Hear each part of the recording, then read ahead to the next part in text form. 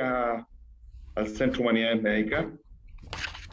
A ver, y decir que muy brevemente que tú, Macarena, dijiste a continuar con el asombro. Yo creo que la invitación es asombrarse, por lo menos lo que a mí personalmente de repente me pasa es que no me asombro y el ruido ambiental me hace particularmente difícil darme cuenta eh, de cosas que me permiten efectivamente asombrarme. Yo creo que lo que nosotros queremos hacer con los coloquios y con todas las actividades del Centro de Humanidades es aportar al desarrollo humano de los profesionales de la salud, de manera que vía ese mecanismo permitan probablemente ejercer mejor su labor con los seres humanos a quienes les toca cuidar.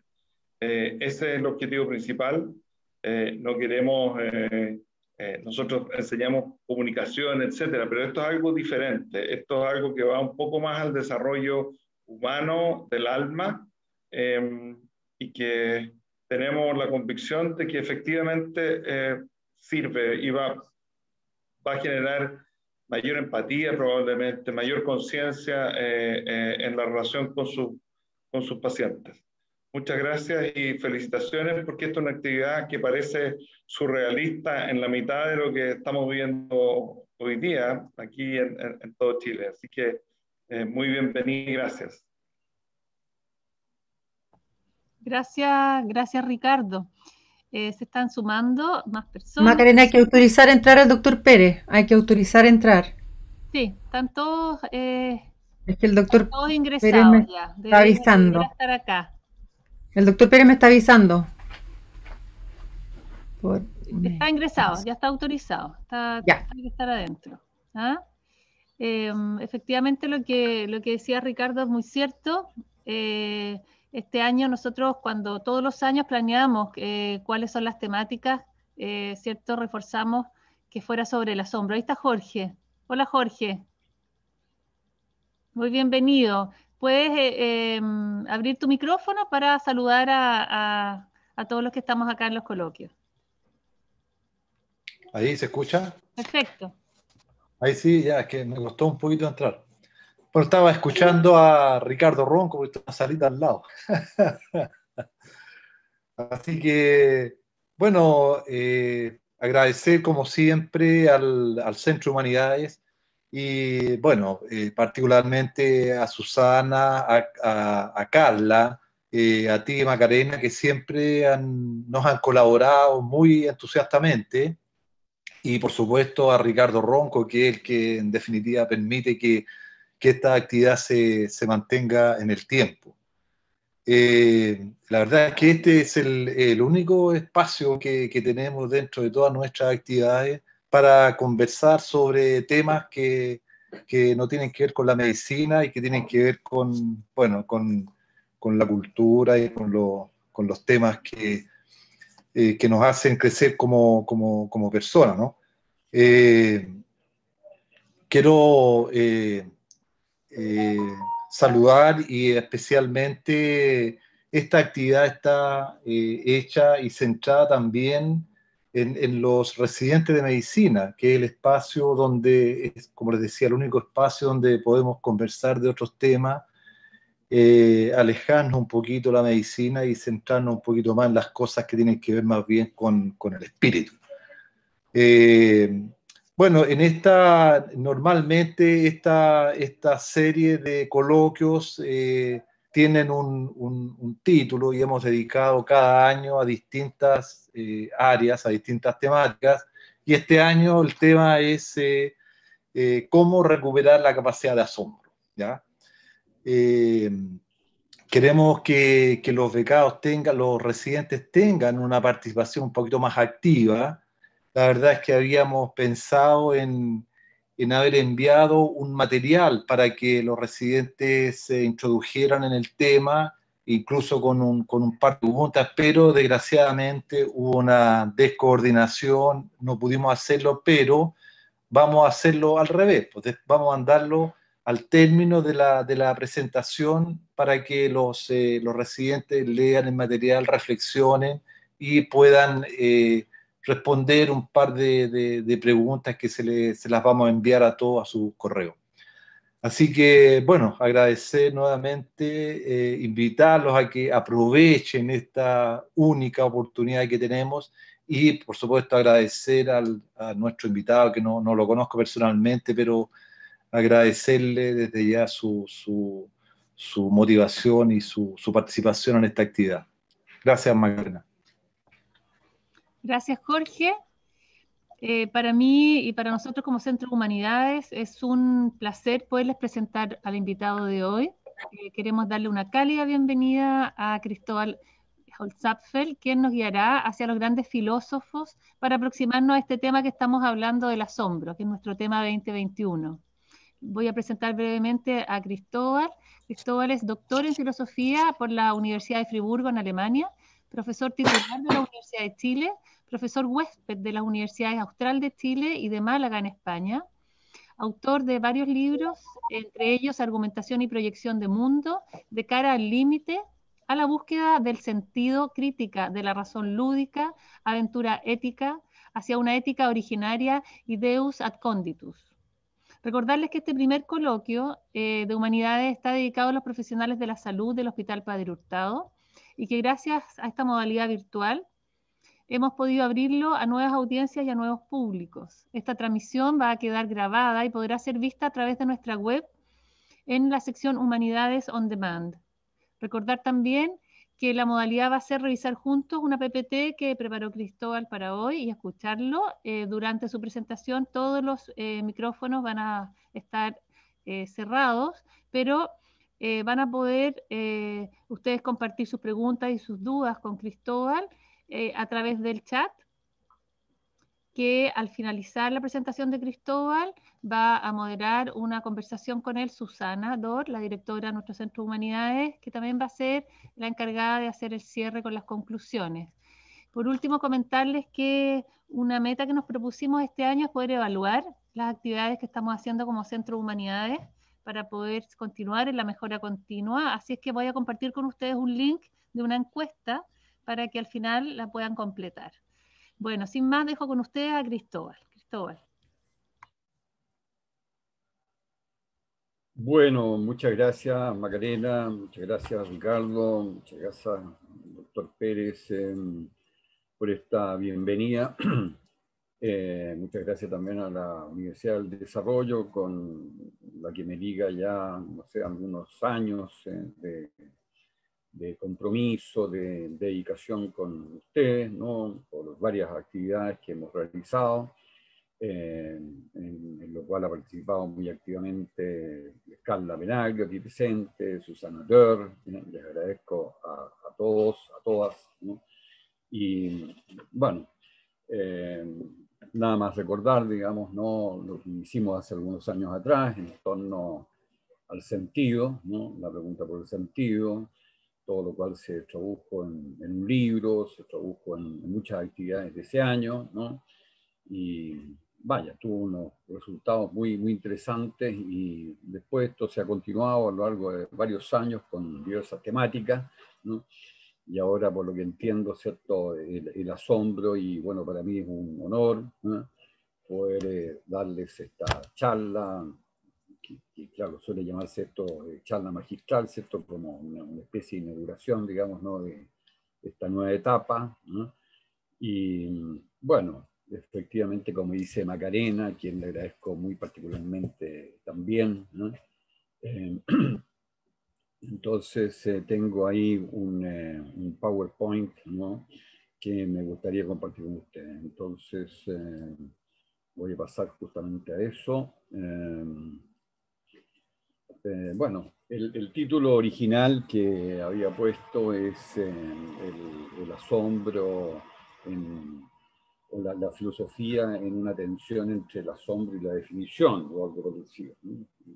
Y bueno, le he puesto este otro título más sencillo, pero me quedo con el de la tensión en todo caso, ¿no? Bueno, voy a partir por lo siguiente, ¿no? ¿Cierto? Con Platón, ¿no? sobre el onomaturgo, el estado platónico. Tal vez podría decirse que todas las lenguas tienen un componente filosófico fundamental, ¿no? El cual se expresa sobre todo en el acto de nombrar. Es decir, hay que tener presente cómo toda lengua, ¿no?, parte obviamente por el acto de nombrar, ¿no?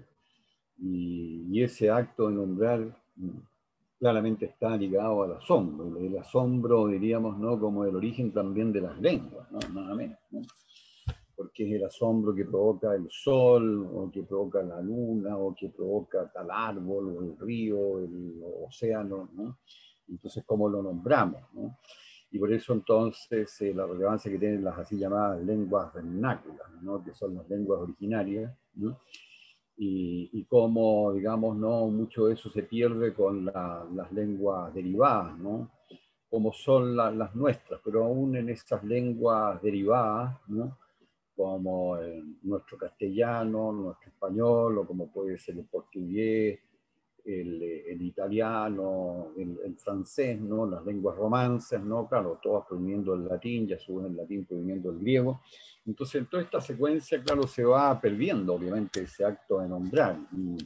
Y si asistimos al acto de nombrar, ¿no?, eso guarda relación ya con todo un desarrollo civilizatorio, que guarda relación con nombres que pasan a ser más de índole científica, ¿no? En todo lo cual sigue siempre importando, ¿no?, la etimología, la raíz de las palabras, ¿no?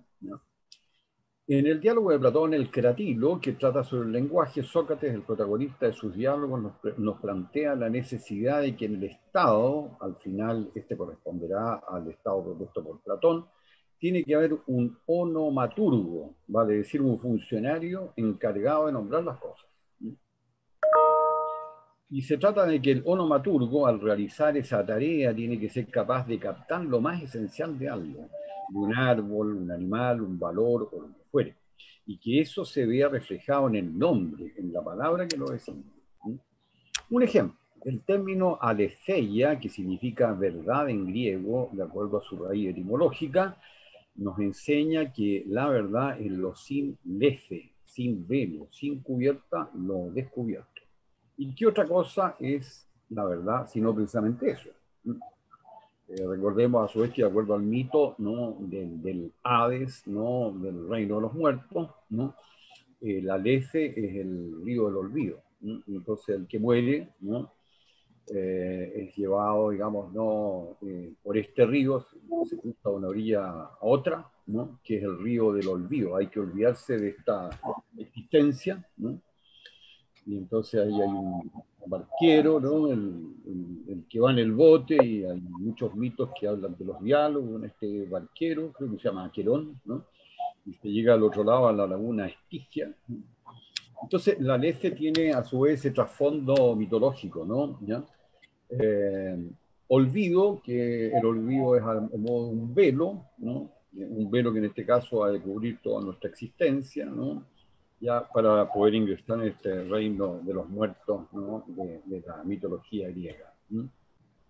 Y fíjense ustedes cómo eso está presente en el término, ¿no?, griego, verdad, la aletheia, lo sin velo, ¿no?, lo desvelado. Y como digo, ¿qué otra cosa precisamente es la verdad en todos sus ámbitos que lo desvelado, lo que se descubre, ¿no?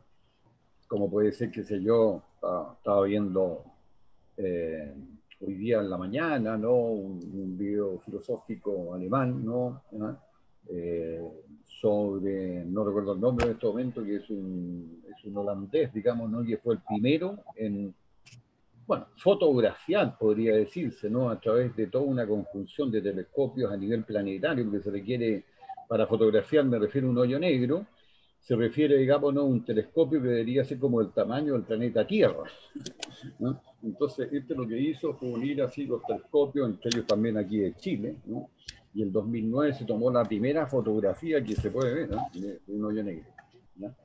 Y lo interesante a su vez de esa foto es que muestra, bueno, justamente lo negro, ¿no?, y que también es lo que se conoce como ¿cómo lo llaman los astrofísicos?, ¿no?, un espacio de acontecer, o un término así, digamos, ¿no?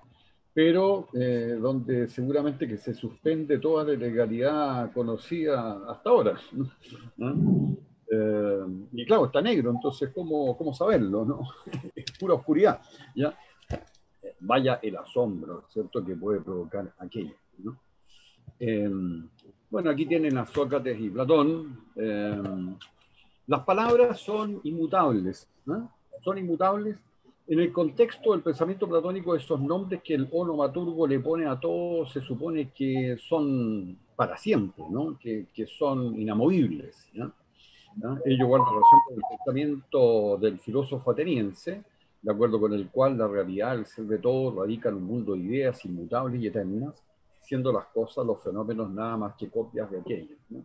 Aquí, como para dimensionar, ¿no?, los alcances del pensamiento platónico, nada menos que Werner Heisenberg, ¿no? El autor del Principio de Incertidumbre, ¿no?, del siglo XX, el físico atómico, ¿no?, plantea en un libro que se llama El hombre y el átomo, ¿no?, en el artículo que él escribe, plantea que la física moderna es enteramente platónica, ¿no? Porque así como, qué sé yo, Newton al formular la ley de gravitación universal nos muestra que el movimiento de todos los astros en el universo se rige por esa ley, ¿no? Entonces eso es exactamente Platón, ¿no? ¿no? Hay un ratón, o hay un caballo, o hay un árbol, digamos, porque está la idea a modo de fórmula correspondiente, ¿no? Y cómo no, si lo proyectamos esto a la biología y a la medicina, ya que estamos aquí en la Facultad de Medicina de la Universidad del Desarrollo, ¿no? Cada uno es el resultado, digamos, ¿no?, del doble par de cromosómico, como bien sabemos, ¿no? También a modo de una fórmula, con, ¿no?, nuestras pestañas, nuestras cejas, con el pelo, la piel que tenemos, el porte, el color de ojo y demás, ¿no? ¿Ya? Eso es Platón, ese es el alcance que tiene, ¿no? ¿no? Y absolutamente actual, como pueden ver, ¿no? Y cómo no, la mencionada inmovilidad se expresa en la palabra precisa que debe dar cuenta de lo que algo es, de su idea. Dicho de otro modo, de una manera muy simple, las palabras caballo, nube, pez, estrella, justicia, pureza, no tendrían por qué cambiar, ¿no? Lo que cambian son las definiciones, ¿no?, que tenemos de las palabras, ¿no? ¿Cierto? Cómo las entendemos, qué alcance tiene, pero las palabras mismas que definen aquellas cosas, ¿no? Por supuesto, el mar o la montaña puede ser visto de muchas formas, ¿no? Pero la palabra, ¿no?, en términos platónicos es inmutable. Tienen que conservarse estas palabras en cada lengua a perpetuidad, ¿no? A mí me resulta muy atractiva una distinción que hace el filósofo de la retórica, de origen polaco, ¿no?, de la Universidad de Bruselas, con su tratado de la argumentación de 1958, que revolucionó la historia de la retórica, que se llama Cain Perelman, junto con Orbix Titeca, ¿no?, esa doble autoría, ¿no? Y entonces él hace la distinción entre noción y definición, ¿no? Las nociones son como, digamos, de carácter platónico, ¿no? Pero en torno a una noción, como decir hoy en día, y eso estaría tan de moda, tan actual por todo el movimiento feminista y demás, digamos, ¿no? Bueno, ¿qué es mujer? ¿no? ¿Qué significa ser mujer? ¿no? Entonces, claro, las definiciones van haciendo un verdadero baile, así, ¿no?, en la historia, ¿no? ¿Ya? Y lo mismo, bueno, ¿qué significa la palabra Estado? ¿no? Con todos los cambios que ha experimentado hasta llegar incluso en nuestra época, digamos, ¿no?, en términos políticos, a un Estado más bien débil, ¿no?, que apenas logra regular, digamos, ¿no?, todo lo que corresponde a la legislación de un país, pero un Estado que se ha extendido, qué sé yo, de las empresas que eran de origen estatal, en fin, y demás, ¿no? Entonces la palabra Estado, la palabra mujer, la palabra niño, la palabra universidad, la palabra educación, qué sé yo, claro, ahí tienen las nociones, pero lo que varía son las definiciones, ¿no? Y nuestro platónico onomaturgo tiene que hacer bien su trabajo, logrando que la etimología de la palabra que sea el caso constituya su definición. La palabra asombro, y vaya que es asombrosa, vean ustedes la palabra asombro, cuando uno la comienza a indagar, digamos, esto realmente, yo lo encuentro fascinante, ¿eh? Yo simplemente hago aquí en mediador, ¿no?, respecto de cosas que al mismo tiempo voy descubriendo, digamos, ¿no?, y que a mí me dejan absolutamente en estado de asombro, ¿no?, estupefacto. La palabra asombro, si bien es de origen español, y guarda relación con lo que sería sin sombra, ¿no? Sin embargo, por el lado de sombra, remite al latín subumbra, que alude a un estar bajo la sombra. Y en términos platónicos, nuestro mundo, que meramente participa del mundo de las ideas, es un mundo de apariencias, de copias, y también lo llama Platón mundo de sombras, ¿no? O sea, en otras palabras, no tenemos, sí, ¿no?, la posibilidad de estar asombrados porque estamos bajo la sombra, ¿no? En este mundo. Estamos, pues, en nuestro mundo fenoménico, a la sombra de las ideas y por lo tanto tendríamos que asombrarnos para elevarnos a ellas. Posteriormente, Aristóteles replanteará en metafísica este mismo origen de la filosofía, poniendo al asombro en una secuencia tal que a él tendría que seguirle la duda y culminar todo en el saber. Es decir, Aristóteles viene a complicar como discípulo de Platón, que fue en la Academia Platónica, ¿no es cierto?, discípulo por 20 años, ¿no? Aristóteles, que era de origen macedonio, que venía de esta gira del norte, ahí en los Balcanes, ¿no? Bueno, entonces como Platón ya era famoso, diríamos, ¿no? Entonces va a educarse, ¿no? Piensen ustedes que Aristóteles había sido a su vez maestro nada menos que el príncipe Alejandro, el Alejandro Magno, ¿no? Y entonces, claro, este joven brillante, 20 años alumnos de Platón, continuó con su pensamiento y respecto al asombro viene a completar este tema en el sentido de que habría como esta secuencia, ¿no? Todo comienza por el asombro, pero no basta con asombrarse, se requiere también dudar, ¿no? Dudar en el sentido de la crítica, de la pregunta que nos hacemos sobre, bueno, supongamos ya que estábamos hablando para actualizar la cosa, digamos, ¿no?, de los hoyos negros, ¿no? O simplemente, bueno, respecto al comportamiento, ¿no?, de un, qué sé yo, un escorpión. ¿Por qué se comporta, por qué el escorpión, entre comillas, se puede suicidar, ¿no? Qué curioso para los etólogos eso, ¿no? ¿No? O qué sé yo, en el ámbito de la botánica, o bueno, de cualquiera de las disciplinas, tanto de las ciencias naturales como las ciencias sociales, ¿no? Aquello que nos asombra tenemos que llevarlo a una pregunta, ¿no?, o todo un conjunto de preguntas, ¿no? Y todo esto tendría que culminar en el saber. En contraste con Platón, en lo relativo a este punto, podría decirse que en Platón cualquier saber al cual lleguemos es nada más que un paso para acercarnos más y más al mundo de las ideas, ¿no? Ahí hay una diferencia con Aristóteles. Si bien usted, Aristóteles es, bueno, por algo que es el padre del realismo, ¿no? ¿No? Se está apoyando en la experiencia, se está apoyando en lo concreto, y por lo tanto a partir de ello como que resulta, ¿no?, posible llegar a un saber. En ese sentido, Aristóteles, uno podría decirle, le está abriendo el camino a las ciencias, ¿no?, a las ciencias que han de nacer posteriormente en la modernidad en particular, ¿no? De hecho, se lo abre en el sentido de que Aristóteles hace la distinción entre una filosofía primera, que se ocuparía del ser en cuanto ser, ¿no? Y entonces con Aristóteles la pregunta por el ser se transforma como la pregunta fundamental de la filosofía, porque uno podría decir nada más que en cuanto palabra, ¿qué palabra podría ser más originaria que la palabra ser, ¿no?, que expresa, digamos, ¿no?, lo más radical de todo, lo más esencial, que algo sea. Esa es como la cuestión fundamental. Incluso aplíquese esto a nosotros mismos, ¿no? Lo más asombroso, diríamos, ¿no?, es que cada uno de nosotros sea, ¿no? Y bueno, esa es la filosofía primera, ¿no?, y que después se va a llamar metafísica, ¿no? Se va a llamar metafísica porque Andrónico de Rodas, de la isla tremenda, está cerca de Creta, de Rodas, ahí viene, ¿no?, del siglo I de la era cristiana, va a ordenar la obra aristotélica, ¿no?, y estas lecciones que dictaban en el liceo que tenían que ver con esta temática, entonces él las llama metatafísica, o sea, lo que está más allá de las lecciones de la física, y de ahí viene el término metafísica, se ve de Andrónico de Rodas, ¿no?, y que corresponde a esa filosofía primera aristotélica. Y la filosofía segunda, ¿eh?, viene a ser aquello que se ocupa del ser en cuanto entes, o sea, en cuanto a cierto tipo de entes como las plantas, la botánica, como los animales, la zoología, etc., ¿no?, o como los astros, la astronomía, o como la psiquis, la psicología, o como el cuerpo humano, la medicina, en fin. ¿Ya? Y entonces, con la filosofía segunda, Aristóteles abre el campo de todos estos saberes específicos, ¿no? Pero lo que sucede con Platón, en contraste con ello, es que suele decirse que la filosofía platónica es iniciática, ¿no? Es nada más que iniciación, ¿no? Y eso también le da un carácter exquisito, ¿no? Casi como irresistible, ¿no? Fascinante, diría yo, ¿no? ¿Ah?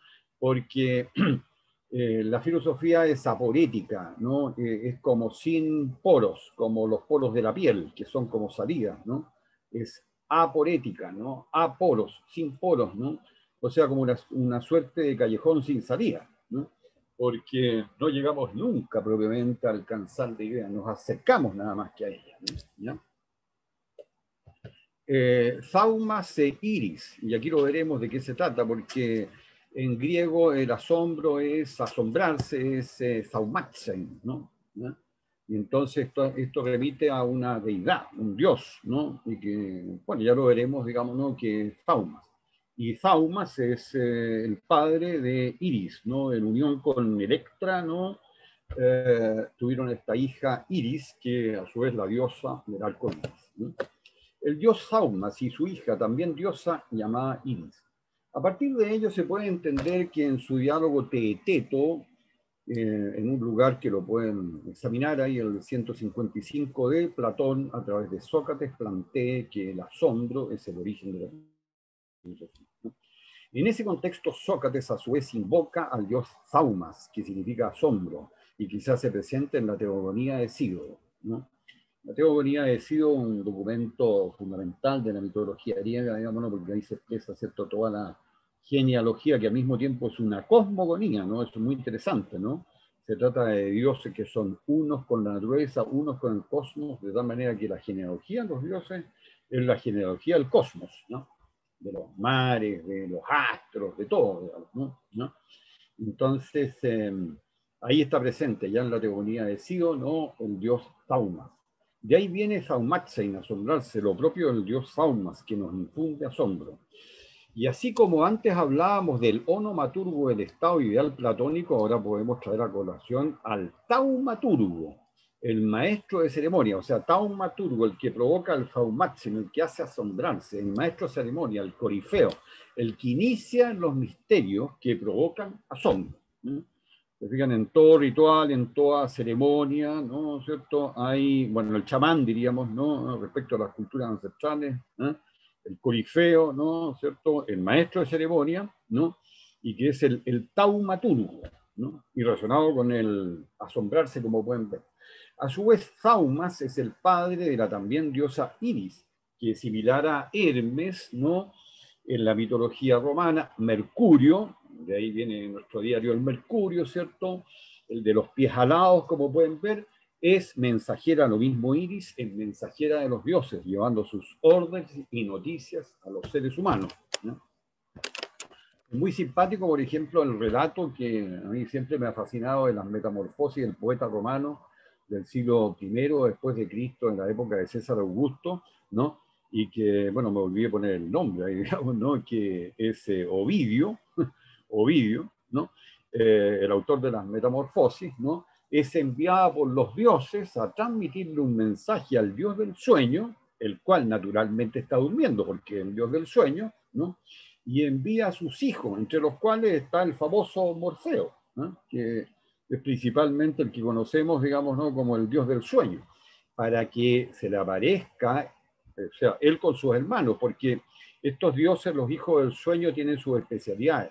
Morfeo es el encargado, digamos, ¿no?, de todos los sueños que tienen que ver con cosas humanas.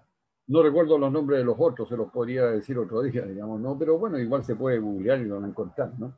Hay otro que es hermano de él, que es encargado de todos los dioses que tienen que ver con los animales, ¿no? Y hay otro que tiene que ver con el reino vegetal, ¿no? Se produce ahí la división de los reinos, ¿no? Entonces hay un juego en los dioses, en los sueños, ¿no?, entre estos tres hijos del dios del sueño, Morfeo y los otros, ¿no? Y entonces se trata de que Morfeo se le aparezca en un sueño a Alcíone, ¿no?, y que le representa la desventura de su novio, que es Seix, ¿no? Me olvidé poner el nombre, C-E-I-X, ¿no? ¿no? A quien espera para desposarse con él, porque naufragó en el Ponto. Y de hecho sucede que Alción está plenamente dormida, digamos, ¿no? Y de repente, claro, despierta, pero despierta en el sueño, ¿no? Y al frente suyo, ¿no? Tiene a Morfeo, ¿no? Que se le ha aparecido, ¿no? Completamente desnudo, a los pies de la cama, ¿no? Con bellísimo este Morfeo y con el pelo así motudo, digamos, ¿no? Enteramente mojado, estilando, ¿no? Dándole a entender que no siga esperando más a su novio, que está esperando para desposarse con él y todo lo demás, porque naufragó, ¿no? ¿Ya? Murió, ¿no? Bueno, el final del mito, digamos, no es que los dioses se compadecen porque ella huye desesperada, va al malecón, digamos, ¿no? Y en las aguas ve reflejado ahí a su novio y se lanza, digamos, como para suicidarse, ¿eh? Pero los dioses olímpicos, también viendo esto, se compadecen de ella, ¿no? Y la transforman en Martín Pescador, y Seix aparece también como otro Martínez Pescador, y siguen los dos volando, digamos, ¿no? Como la pareja de enamorados, digamos, ¿no? Es decir, de acuerdo a la simpatía universal, porque se supone que Ovidio estaría como bajo la influencia de este tema de la simpatía universal, que es la simpatía universal entre todos los reinos, ¿no? ¿Ya? Entonces, un reino acoge al otro. Si algo falla en el reino humano, ¿no? Hay otro reino, digamos, ¿no? Que está recibiendo, digamos, ¿no? En este caso, una pareja de enamorados del reino animal, ¿no? Se digan como para que los enamorados sigan viviendo en otro reino. En otros casos, como Píramo y Tisbe, ¿no? Que es una pareja de enamorados en Babilonia, ¿no? Que se comunican a través de una paredes, de unos muros que son como, bueno, los que tenemos nosotros también en nuestra arquitectura colonial, que son como de 1,5 metros de ancho, digamos, ¿no? De adobe y qué sé yo, ¿ya? Y se comunican porque está prohibida la relación entre ambos a través del muro, ¿no? ¿Ya? Bueno, todo esto termina, digamos, ¿no? En que también una vez que se han unido, se han encontrado en un bosque, digamos, ¿no? Pero sucede una tragedia, ¿no? ¿Ya? Entonces también ahí lo mismo se compadece dentro de esta simpatía universal, ¿no? Y en este caso los recibe el reino vegetal porque se transforman en una morera y un moral, ¿no? La morera que da estos frutos, digamos, no tiene también es ese tipo de vegetales donde ya se presenta la polaridad sexual, digamos, no hay masculino y femenino como los paltos, digamos, ¿no? ¿Ya?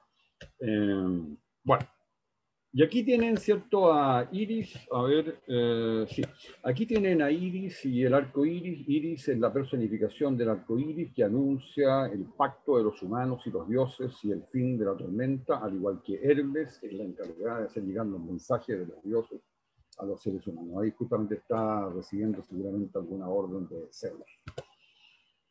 Asombrarnos ante el solo hecho de que sea algo, de que haya ser. El movimiento del filosofar arranca pues de asombrarse con lo que hay, con el solo hecho de que sea algo, de que haya ser.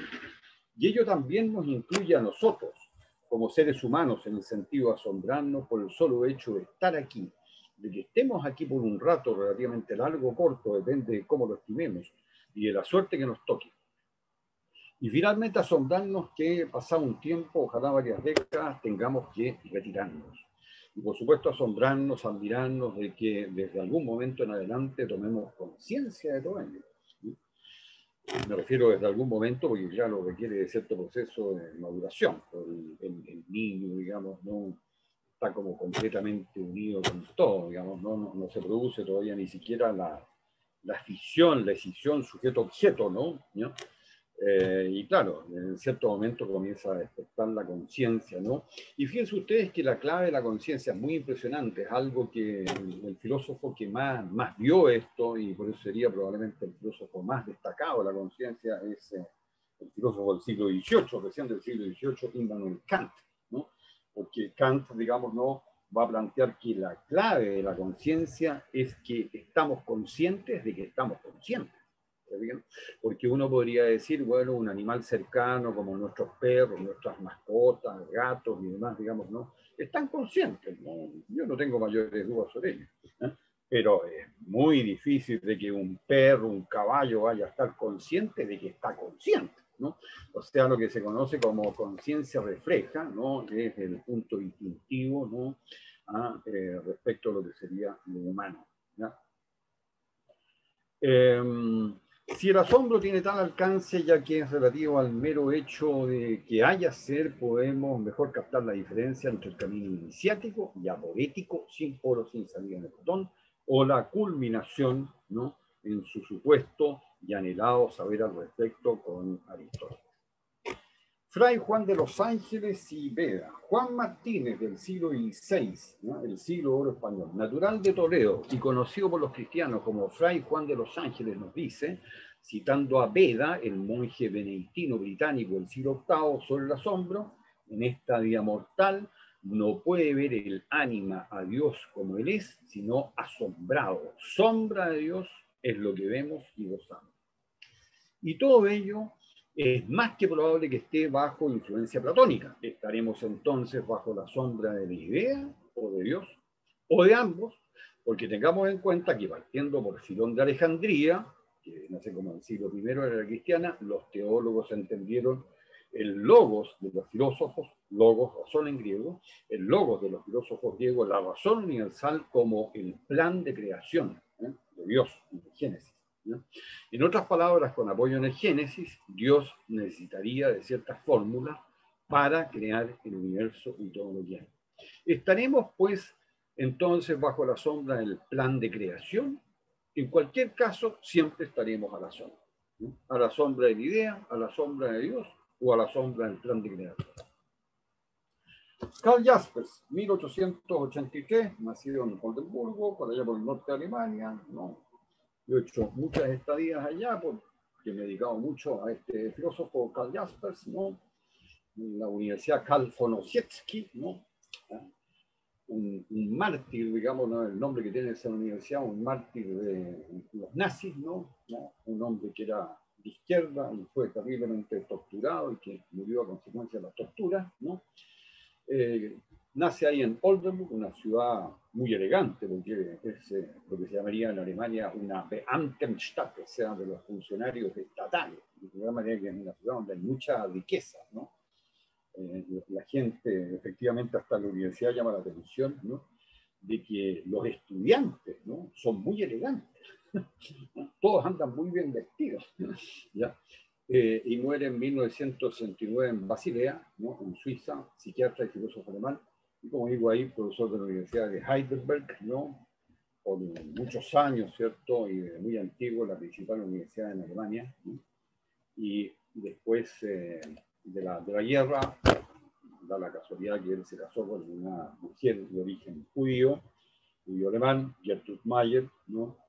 Y por eso que en la Universidad de Heidelberg, digamos, ¿no? Se le quitó hasta la venia legendi, el derecho a enseñar, digamos, ¿no? Estuvo ahí aislado como durante todo ese periodo, ¿no? Y después, claro, aceptó el llamado a la Universidad de Basilea, ¿no? Y se alejó muchísimo, digamos, ¿no? de su tierra natal, ¿no? No perdió nunca contacto con ella porque también siguió escribiendo en un par de ocasiones. Volvió a Alemania para recibir algunos premios. Este es el libro que escribiera yo mismo sobre Jaspers, El enlace hombre-mundo, exploración filosófico-existencial en la perspectiva de Jaspers. Se encuentra además en internet, ¿no? Viene también con un estudio de un alumno mío muy destacado desde los años que escribiera esto, Jorge Aravena, como algo que se agrega al final. Jaspers y la distinción entre comienzo y origen. Para el psiquiatra, filósofo Karl Jaspers, filosofía es filosofar. Esto que parece una obviedad, digamos, no es de una relevancia extraordinaria. Esto significa que la filosofía no está dada, sino que nace cada vez en uno mismo, en la medida que realiza el acto de filosofía. La filosofía no está en una biblioteca, en los anaqueles de los libros, como tampoco en un departamento de filosofía de alguna universidad, sino que se inicia cada vez que alguien filosofa. Aquí viene la remisión, digamos, ¿no? Que se debe al filósofo danés Søren Kierkegaard, y que es el que más influye sobre Jaspers, ¿no? ¿Ya? Y que es la concepción de un ser humano singular, ¿no? Que le da un giro espectacular, ¿no? A la filosofía, ¿no? cambia el rumbo desde Kierkegaard, digamos, ¿no? En la historia de la filosofía, ¿no? Porque desde ahí en adelante se tiene en cuenta, ¿no?, que ante todo, digamos, ¿no?, lo que interesa respecto a la pregunta por el ser humano, ¿no?, ¿ya? Es lo que concierne a uno mismo, ¿no? Por supuesto, en su relación con los otros, la relevancia que tienen los otros para nosotros, pero siempre desde uno mismo, ¿no? Como dirá José Ortega y Gasset, ¿no?, influido también por Kierkegaard, ¿no? Ortega y Gasset lo va a decir muy bien, va a decir, ante todo, la realidad radical es mi vida, es mi propia vida. Siempre tengo que partir de mi propia vida, ¿no? Y en ese sentido, claro, si la filosofía es filosofal, siempre tengo que arrancar yo mismo. Si yo no filosofo, la filosofía no la alcanzaré nunca. Estaré siempre patinando. No llegaré, si la filosofía es un castillo, o si ustedes quieren, digamos, ¿no?, una media agua, ¿no? Si es castillo, no llegaré ni al puente levadizo, y aunque sea una media agua, ¿no?, no llegaré ni al felpudo, si acaso lo hay, digamos, ¿no?, ¿cierto?, de la entrada a esa casa, ¿no? Tengo que partir por filosofar yo mismo, ¿no? Pero al mismo tiempo se trata de que una cosa es el comienzo, Beginn en alemán, y otra, el origen, Ursprung, ¿no? El comienzo de algo es único, exclusivo y repetible. En este caso, respecto a la filosofía, el comienzo estaría en el pensamiento de Xenófanes de Colofón, del siglo VII a.C., ¿cierto? Colofón, Esmirna, en la actual Costa Turca, ¿no? Más el origen, Ursprung, es algo distinto, esa perpetuidad, y tiene lugar precisamente cada vez que deberá filosofar. La intuición, que está muy asociada entonces con el asombro, descubridora, y la razón constructora. El origen remite a un temple, un talante, un estado anímico afectivo. En el pensamiento jaspersiano, esto que es lo originario se liga a la vez con la intuición. Esto que digo ahí al comienzo, el origen remite a un temple, de este origen en el filosofal, ¿no?, ¿cierto? Esto que tiene que ver al mismo tiempo con el asombro, ¿cierto?, como origen de la filosofía, y el asombro como un estado anímico afectivo, si ustedes quieren, ¿ya?, es de una relevancia enorme, porque, claro, no se trata de asociar simplemente a la filosofía con la razón, sino que la propia razón, ¿no?, requiere también, así como motor de partida, digamos, ¿no?, del asombrarse, ¿no? Pero el asombrarse, digamos, no es algo, por decirlo así, como pre-racional, ¿no?, que está más bien a nivel de lo afectivo y lo anímico, ¿no? En el pensamiento jaspersiano, esto que es lo originario, ¿no?, se liga a la vez con la intuición. Y yo la verdad es que estoy convencido, bueno, con mi conocimiento de la historia de la filosofía y demás, que aquí estamos ante el más grande realizador de la intuición de todos los tiempos, ¿no? ¿Ya? El filosofar originariamente es intuición, y la virtud de esta es su aptitud descubridora. O sea, sin intuición, ¿no?, no hay descubrimiento de nada, tampoco en la ciencia, ¿no? Todo parte siempre por una intuición, y por lo tanto su nexo con lo nuevo. Recién tiene el ser humano la posibilidad de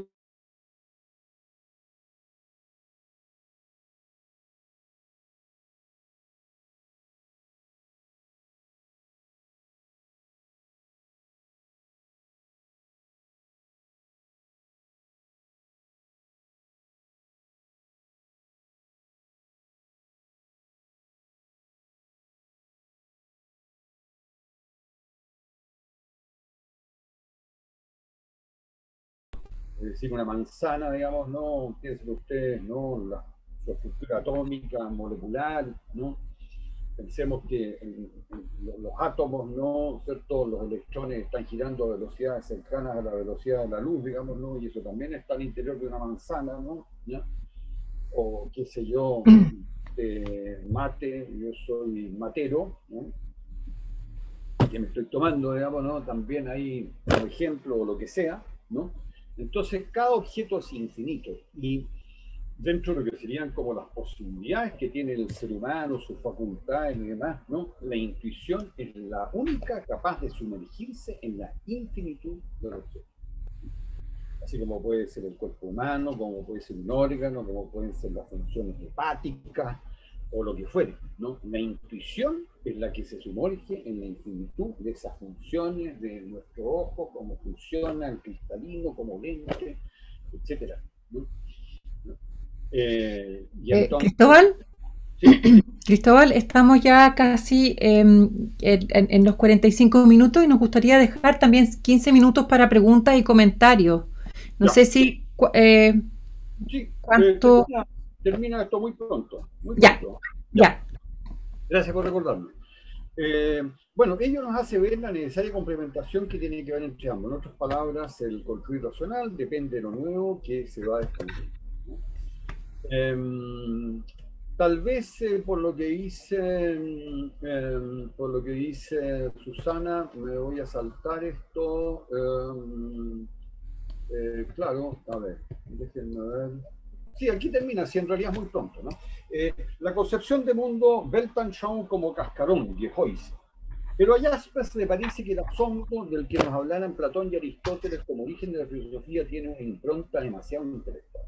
Él apela a algo más integral del ser humano en donde encontrar el origen de la vida. Y esto sería la conmoción, Erschütterung, lo que al mismo tiempo toma del estoico el esclavo liberto Epicteto del siglo II después. A su vez, de acuerdo con la obra de Jasper, Psicología, las concepciones del mundo de 1919, cada cual habita en una concepción de mundo simplemente porque es ateo, católico, musulmán, masón, de izquierda o derecha, etc. Aquella concepción de mundo supone al mismo tiempo un cascarón o una casita, Gehoise, como la casita del caracol, que cada cual lleva consigo como atlas, con el mundo sobre sus hombros. Pues bien, con el ingreso en la filosofía, que coincide con su origen, el cascarón de la concepción de mundo en el que habitábamos hasta ahora se nos desmorona, ¿no? Que es como la peculiaridad de la filosofía. Ustedes, cada cual, simplemente, como digo ahí, por ser de izquierda, derecha, por ser masón, por ser ateo, por ser católico, lo que fuere, ¿no? Tiene una concepción del mundo que es al modo de la casita del caracol, ¿no? Este cascarón, esta envoltura, ¿no? Se inicia entonces un periodo de encontrarnos en intemperie. Jaspers destaca aquí momentos de no saber, vértigo, de angustia, porque tenemos la protección familiar, institucional, ideológica o religiosa de lo que hay al interior del cascarón en que habitábamos hasta ahora. Así como en el caso del mito de Atlas, Atlas acaudilló a los titanes, el mismo un titán, ¿cierto? En la tiranomaquia o guerra contra los olímpicos, cuando los titanes fueron derrotados, Zeus condenó a Atlas a cargar con el cielo el mundo, ¿no? ¿Cierto? Ahí sobre sus hombros, ¿no? Nietzsche, Heidegger, Sartre. Y aquí voy terminando ya. Alción, ¿ya? Pájaro que habita en África y Asia, y curiosamente, de modo particular, en Esmirna, donde nace la filosofía occidental, la antigua Holocausto. Ese pajarito precioso y la relevancia que tiene, lo van a ver a continuación, con Nietzsche. Sentir alciónico, asco, angustia, aburrimiento, náusea. Son distintos los templos o talantes que impulsan a filosofar, y junto con ello el nacimiento de la filosofía en cada cual. Para Nietzsche se trata de un sentir alciónico, inspirándose en aquel pájaro que pone sus huevos en las alturas. Ese pajarito tan chico va a no sé qué alturas, y eso le impresionó mucho a Nietzsche, ¿no? En coherencia con ello, Nietzsche se fue a vivir a las alturas, a Sils Maria, en los Alpes suizos, a 3.000 metros de altura. Él estimaba que la genuina filosofía solo puede surgir en los géneros, pero Nietzsche invoca también el asco, Eken, dado que eso es lo que le provoca al ser humano entregado en inercia, a la costumbre y la rutina. Para Heidegger, el temple filosófico es ante todo una angustia y también el aburrimiento, porque con ambos sucede que lo ente, las cosas y todo lo particular deja de interesarnos, a partir de lo cual se abre la posibilidad de que comparezca no solo el ser, sino también la nada, porque es nada de lo que hay. Para Sartre, y de acuerdo al libro del mismo nombre, el temple filosófico es la náusea, y que le provoca cualquier cosa por el solo hecho de ser. Bueno, eso sería. Gracias. Muchas gracias, Cristóbal. Puedes dejar de compartir pantalla, así podemos vernos todos. Y si tienen alguna pregunta, un poco para contextualizar y para que ustedes quizás puedan animarse también a preguntar, me gustaría comentarles junto con Cristóbal un poco, hay varios temas interesantes que tú planteaste acá y nos hiciste hacer un recorrido por la filosofía, un recorrido en 45 minutos magistral, o sea, de verdad magistral, te lo agradecemos muchísimo. Hiciste hincapié para darnos para explicarnos también esto de la palabra asombro, y más allá de la palabra, más allá que una palabra es un temple, como tú dices, es un temple filosófico desde la filosofía, ¿cierto? Y es el temple filosófico con el que inicia la filosofía, ¿cierto? Luego va profundizándose y ya hacia el siglo XX empieza de alguna forma a ser insuficiente este temple filosófico. Entonces sería, según Jaspers, ya no el asombro, sino la conmoción. Para pasar por Nietzsche, que no solamente es la conmoción, sino que necesitamos casi un temple desagradable, ¿cierto? Para poder pensar más allá, el asco. Y Heidegger, tú decías que es un temple de tipo aburrimiento, que no tiene nada que ver con el aburrido, estoy aburrido, no quiero hacer nada. O sea, es más bien una especie de aburrimiento que él explica que nos lleva a pensar, nos lleva a reflexionar, ¿cierto? Y por último, la náusea, que tendría que estar como cercana a lo que decía Nietzsche de Sartre. Estos templos filosóficos, tal como tú los nombrabas, nos hiciste pasar por estos templos, por estos conceptos, primero aludiendo a la verdad, a lo que es la verdad, ¿cierto? Al inicio, que es la palabra verdad, que es muy bonito lo que tú decías, como las palabras, que son inmutables y deberían ser inmutables según su origen, cambian, ¿cierto? Según su definición. Y al cambiar su definición, tenemos problemas, ¿cierto? Si nos cambia la definición de bondad, si nos cambia la definición de justicia, si nos cambia la definición de, qué sé yo, egoísmo, si nos cambia la definición de falta, estamos en problemas, ¿no? Me gustaría que me gustaría que ustedes también hicieran alguna pregunta, un poco viendo esto, lo que nos llevaste por palabras como verdad, como concepto del palabra, qué significa, digamos, cuando una palabra cambia su definición, ¿cierto? O en su concepto. Luego nos diste, al explicarnos qué y cómo funciona una palabra, nos pudiste explicar muy bien lo que es el asombro desde su etimología. Ahí nos llevaste a los dioses, ¿no? Me gustó mucho esto que nos contabas de Morfeo y la palabra metamorfosis, cómo la metamorfosis está, en su raíz está este dios Morfeo, el dios del sueño. Entonces la metamorfosis sería más allá del sueño, esta metamorfosis, ¿no? Este cambio. Eso encuentro muy, muy entretenido, muy, muy interesante y muy bien planteado en tan poco tiempo este paseo que nos hiciste hacer, y te fuiste caminando por nosotros por el camino del asombro, ¿no? Ahora, claramente Jaspers dice hay una conmoción y cuando llega esta conmoción es que se nos cae de alguna forma nuestra protección, nuestra forma. ¿Qué pasa ahora? ¿Qué ha pasado ahora con este Gehäuse que teníamos? Definitivamente este Gehäuse no solamente se cayó, sino que se destruyó. ¿Cómo volver a levantarnos, digamos, en esta casa, en esta protección que teníamos y que se nos cayó con esta pandemia que sigue? ¿Cómo a través del asombro, a través de la conmoción, levantarnos? Ana, entró el doctor Toro. Buenas. Sí lo vi. Gracias por acompañarnos. Claro, bueno, son muchas las tuve que haber planteado, Susana, sí, bienvenido. Bueno, respecto de lo último, que se desmorone, claro, se desmorona para uno, lo cual no significa en realidad, y en ese sentido tal vez la palabra desmoronar puede ser excesiva, en realidad una palabra que estoy introduciendo yo mismo, debo reconocer, ¿ya?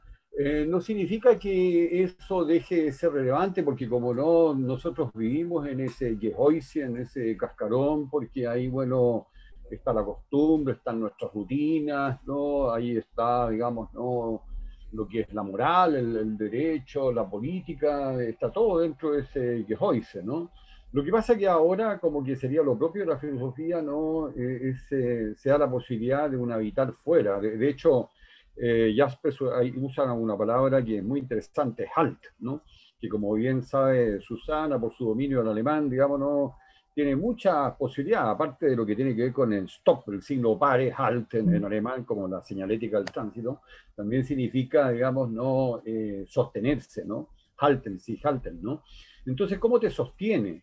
Tú te sostienes al interior del Gehoise, claro, y entonces puedes tener éxito con todo lo que haces, muy bien, digamos, ¿no? Pero la verdad es que para Jaspers, ¿no? Si estás realmente en el intento, ¿no? De afirmarte en tu mismidad, como ser sí mismo, ¿no?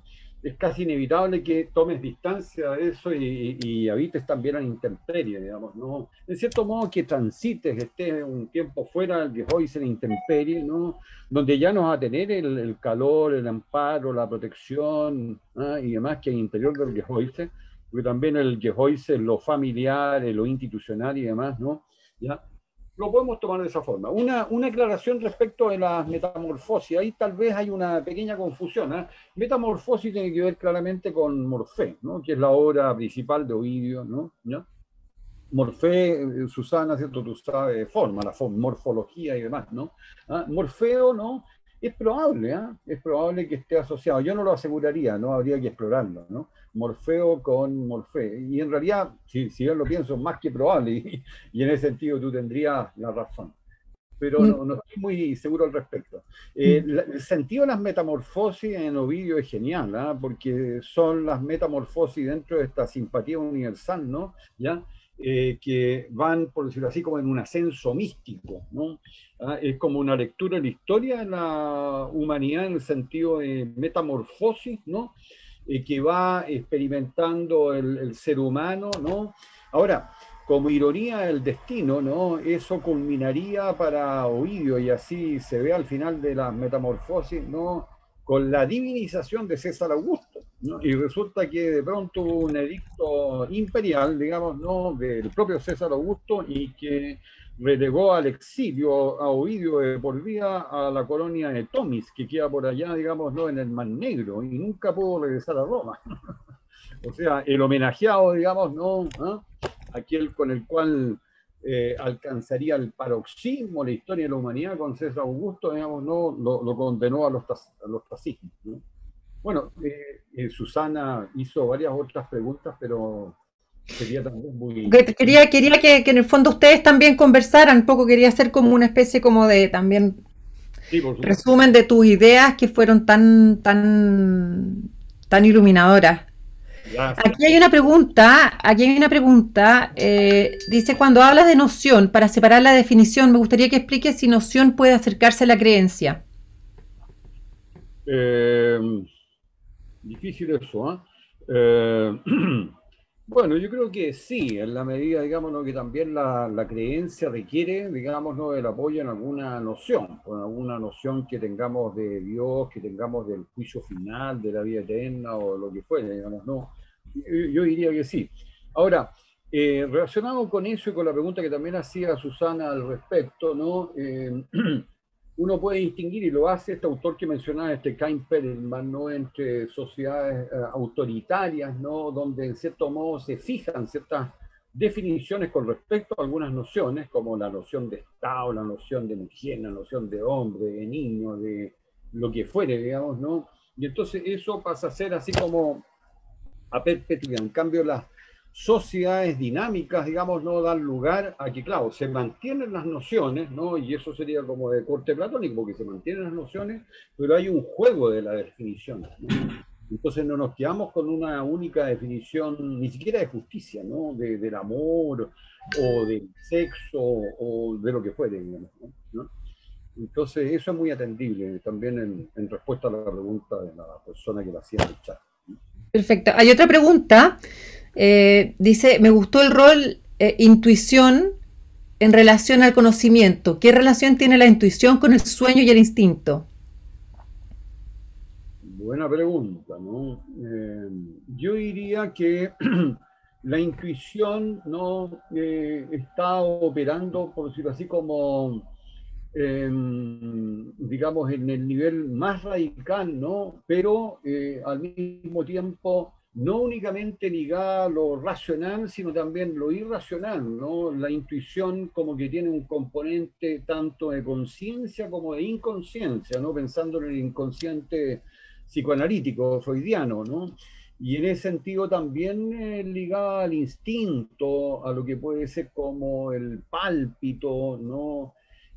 Cuando hablamos también de la sospecha. Dentro de los órganos del sentido es muy interesante, y eso lo va a plantear también Jaspers, ¿no? Curiosamente el olfato, ¿no? Está muy ligado a la intuición, ¿no? Y eso tiene su expresión en distintas lenguas, en el sentido de tener buen olfato, como aludiendo a una persona que es muy intuitiva, como que a través del olfato, ¿no?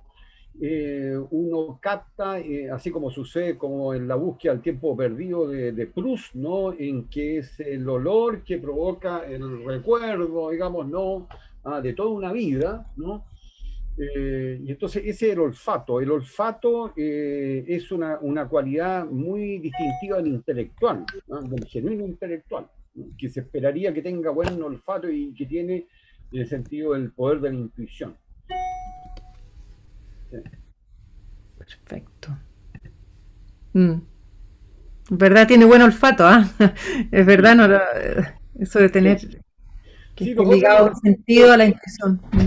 Los órganos de los sentidos tienen sus especialidades, eso lo estudió muy a fondo el filósofo catalán, Zubiri, Xaver Zubiri, ¿no? Fíjense ustedes, la vista, es muy curioso, la vista tiene que ver significativamente con, bueno, lo que capta un número de diferencias increíbles, de partida así como el ojo de un águila, diríamos, ¿no? ¿Ya? Es tremendamente abarcadora, ¿no? Pero al mismo tiempo tiene que ver con el dominio, ¿no? Y por eso que solemos hasta dar órdenes, así como el general que se dirige al teniente, digamos, ¿no? Y le hace así simplemente con los ojos, con lo cual dice, en inglés sería como en las películas que vemos, dismiss, ¿no? Retírese, ¿no? Y se retira el teniente o en fin, ¿no? ¿Ya? El oído, digamos, no piensen ustedes, tiene el nexo con el lenguaje, ¿no es cierto? Aprendemos a hablar, ¿no? A través del oído, ¿no? Escuchando la relación que hay entre el escuchar y el hablar, ¿no? ¿Ya? El sabor es lo que nos pone en contacto y casi como exclusivo, ¿no? Se fijan dentro de los órganos de los sentidos, ¿no? Y también lo comparte con el tacto, ¿no? Que nos pone en contacto con las cosas. Porque se fijan, el contacto no es directo en el sentido de tocarse, digamos, no lo hace la vista, no lo hace el oído, no lo hace el olfato, ¿no? Pero sí lo hace el tacto y lo hace el sabor, ¿no? El gusto, ¿ya? Entonces, se fijan, los sentidos, ¿no? Y cada uno va asociado al mismo tiempo con la intuición. A cada uno de ellos les propio también un nivel de intuición, ¿no? Cristóbal, aquí tengo otra pregunta. Dice, retrocediendo a la parte cuando habla acerca del significado de las palabras y su cambio en el tiempo, y tomando en cuenta que vivimos en una contemporaneidad que apunta mucho hacia el individualismo, me gustaría saber si cree que existe una relación entre esta situación y la falta de entendimiento que existe actualmente en Chile. ¿Cómo era el inicio de la pregunta que me perdí? El inicio, el significado de las palabras, con respecto al significado de las palabras y su cambio en el tiempo, sí, ¿ya? No, y en el contexto actual de Chile, la falta de entendimiento, ¿tiene que ver entonces con ese cambio de sin duda, yo creo que emociones? Estamos en ese sentido, así como hablamos de la pandemia, nuestra crisis es también de orden semiótico, es también de orden lingüístico, digamos, ¿no? Todo lo que tiene que ver con las fake news y demás.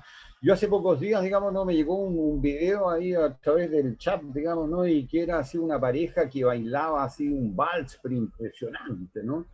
Y entonces después venía toda una explicación de que eran robots chinos y todo lo demás, digamos, incluso se hablaba hasta el valor de la entrada, ¿no? Y que esto había tenido lugar en Shanghái, no sé qué historia, digamos, ¿no? Y bueno, yo comencé a dirigirme a amigos míos y les mandaba el video, a ver, ¿qué piensan sobre esto? Digamos, ¿no? Y al final yo mismo, yo dije, no me compro esta cuestión. Y efectivamente era completamente falso, porque la robótica en el mundo no ha avanzado tanto como para lograr de que haya una pareja bailarines bailando un vals espectacular, digamos, ¿no?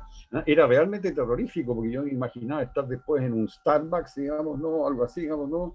Y que el que está sentado al lado tuyo sea un cyborg o algo así, ¿no? Y tú no te des cuenta, bueno. Era, de un lado, como sucede con estas cosas fascinantes y espeluznantes al mismo tiempo, ¿no? Entonces, es cierto, ¿no? Hoy en día no se apela tanto a la subjetividad, digamos, ¿no? Que ahí está la raíz también de las fake news, digamos, ¿no? O sea, es muy interesante el triángulo de la comunicación, que viene del lingüista alemán del siglo XIX, Karl Müller, ¿no? Fue el primero en plantearlo, ¿ya? Emisor, receptor y mensaje, ¿no? Que sería como el tercer elemento, ¿no? Que comunica, ¿no? El emisor trata de llegar al receptor, digamos, ¿no? El interlocutor con un mensaje que se refiere a su vez a la realidad y demás, ¿no? Entonces, es cierto que viene el aporte ahí que es muy interesante de los filósofos de la hermenéutica como Gadamer, Hans-Georg Gadamer y Ricoeur, Paul Ricoeur, ¿ya? En el sentido de poner un énfasis muy significativo también en el sujeto, o sea, desde dónde dice el que dice algo, ¿no? ¿Cierto? ¿Quién lo dice? ¿No? Y desde dónde lo dice, etcétera, ¿no? Pero resulta que se nos pasó la mano con eso, ¿no? Ok. Entonces se pierde toda objetividad al final con eso, ¿no? Y más encima en lo que se traduce es en lo que en términos retóricos sería una falacia, el argumentum ad hominem, ¿no? Tú no puedes descalificar, digamos, no lo que alguien está diciendo en el sentido de que lo está diciendo a lo mejor un criminal, ¿no? O alguien corrupto, ¿no? No puedes descalificar su argumento, ¿no? No tiene nada que ver, ¿no? Y entonces, claro, se comete hoy en día esa falacia por todos lados y así se pierde el significado de las cosas y todo se torna así como pantanoso. Cristóbal, vamos a tener que cerrar desgraciadamente y nos gustaría invitar al doctor Toro a que dijera algunas palabras de cierre. Él quería tanto estar acá, pero como director del hospital le toca, por supuesto, correr y correr. Pero él estudia filosofía, está haciendo un magíster en filosofía. Así que él sabe y entiende mucho. Así que nos gustaría también, y él es gran apoyador y gran humanista de la medicina. Él nos ha apoyado también desde su gestión y desde siempre en todas las actividades del Centro de Humanidades Médicas, así que nos gustaría que el doctor Toro cierre, y yo por mi lado muy agradecida, muchas gracias a ustedes los que han estado, y bueno, el doctor Pérez después les dirá a los estudiantes que tienen que hacer sus tareas también. Doctor Toro. Solamente quiero saludarlo, de verdad me da mucha vergüenza, no sabía si era razonable que me conectara a la hora que me conecté, no sabía qué es lo que era lo correcto, si era mejor abstenerme ya que no podía conectarme una hora buena. Pero quise saludarlos, básicamente darles todo su apoyo, mi apoyo y mi agradecimiento. Lo que alcancé a escucharlo me pareció muy interesante, pero voy a verlo en la grabación que me dice Susana que va a estar disponible para poderlo meditar y reflexionar como corresponde. Gracias por todo el esfuerzo que hacen, gracias por su interesante reflexión, y de verdad que me gustaría poderlo escuchar con calma para poder ver el hilo de la argumentación. Lo poco que alcancé a escuchar está muy bien. Necesitamos más humanidades, necesitamos más reflexión, necesitamos entendernos en el lenguaje, llegar a tener algunos mínimos comunes de entendimiento. Por supuesto, no podemos descalificar a las personas a partir de quiénes son, sino que tenemos que entender lo que dicen y por qué lo dicen, y a partir de eso poder tener una convivencia más normal. Y yo creo que en ambientes como este, el hospital, la universidad, se puede lograr desapasionadamente, poder ir creciendo como seres humanos, como personas, y se agradece este espacio. Nos ayuda también a cumplir nuestra labor, que yo, bueno, lo he conversado muchas veces, más que científica, más que técnica, una labor de atención de personas y por lo tanto muy humana, porque los pacientes más necesitan de nosotros es nuestro contacto personal, nuestro cariño, por supuesto que competencia técnica, oportunidad, como decía, eso es un básico, pero si lo otro no está, si no hay una comprensión de lo que es el ser humano, su dolor, estamos muy lejos de poder estar a la altura de lo que necesitan los pacientes y su familia. Y mil gracias por todo.